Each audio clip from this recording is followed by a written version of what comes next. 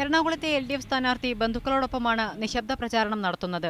UDF സ്ഥാനാർത്ഥി KV Thomas party പ്രവർത്തകരോടൊപ്പവും.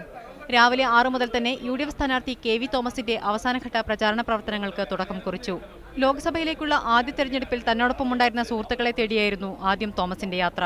ഞാൻ ഇവിടെ നമ്മുടെ ഓഫീസിൽ ഞാൻ അടുത്ത കാലത്തൊന്നും വന്നിരുന്നില്ല. അപ്പോൾ ഇന്ന് ഞങ്ങളെല്ലാവരും കൂടി ഒന്ന് കൂടി ഒരു അസസ്മെൻറ്റ് നടത്താമെന്ന് ബെന്നി പറഞ്ഞു. അങ്ങനെ കൂടി ഒരു അസസ്മെൻറ്റ് നടത്തി കഴിഞ്ഞാൽ ഞാൻ വീണ്ടും തിരിച്ച് പോകാത്ത കുറച്ച് സ്ഥലങ്ങളുണ്ട്. LDF സ്വതന്ത്രൻ ക്രിസ്റ്റി ഫെർണാണ്ടസ് തിരക്കിനിടയിൽ വിട്ടുപോയ സുഹൃത്തുക്കളെ കാണാനുള്ള തിരക്കിലാണ്. വിദേശത്തു നിന്നുള്ള ബന്ധുക്കളും ഇതിനിടയിൽ എത്തിച്ചേർന്നു. പാർട്ടി നേതാക്കളൊന്നും ഒപ്പമില്ല, എന്നാൽ അടുത്ത പാർട്ടി പ്രവർത്തകർ കൂടെയുണ്ട്. തൃശൂരിലും ചാലക്കുടിയിലും മത്സരാർത്ഥികൾ ഇന്നും പ്രചാരണ ചൂടിലാണ്. കോട്ടയത്തെ സ്ഥാനാർത്ഥികളായ മാത്യു ടി തോമസും ജോസ് കെ മാണിയും ഇന്നും മണ്ഡലത്തിലെ വോട്ടർമാർക്കിടയിലുണ്ട്. ഇടുക്കിയിലെ നിശബ്ദ പ്രചാരണ ദിവസമായി ഇന്ന് ഹൈറേഞ്ച് സംരക്ഷണ സമിതി അധ്യക്ഷൻ ഫാദർ സെബാസ്റ്റ്യൻ കൊച്ചുപുരയ്ക്കൽ വോട്ട് തേടിയിറങ്ങി. തെരഞ്ഞെടുപ്പിന് മണിക്കൂറുകൾ മാത്രം അവശേഷിക്കെ വോട്ടുറപ്പിക്കാനുള്ള അവസാന ശ്രമത്തിലാണ് സ്ഥാനാർത്ഥികളും പ്രവർത്തകരും. News desk, media 1.